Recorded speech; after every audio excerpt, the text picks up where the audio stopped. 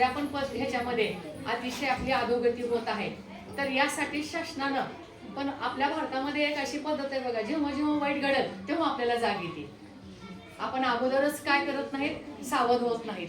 आणि म्हणून काय असते की शाळेच्या माध्यमातून, आरोग्य खात्याच्या माध्यमातून, अंगणवाडी कार्यकर्ते ह्यांच्या माध्यमातून आपल्याला बऱ्याच गोष्टी काय कराव्या लागतात, पूर्ण कराव्या लागतात. आणि त्याच्याच अनुषंगानं आपल्याला काय करायचं आहे की ह्या कोलकात्याची बातमी सगळ्याला माहीत असेल किंवा बदलापूरची बातमी सगळ्याला माहीत असेल.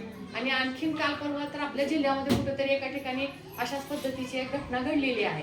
म्हणजे लहान 2-3 वर्षापासूनच्या पुढच्या पण मुली, 2-3 वर्षाच्या सुद्धा मुली सुरक्षित नाहीत. यासाठी मग आपल्या महिला वर्गांची जबाबदारी जास्त वाढली आता लक्ष देण्याची.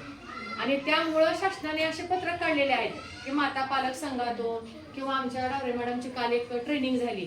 त्या ट्रेनिंगमध्ये सुद्धा मॅडम तुम्हाला माहिती सांगतील आता.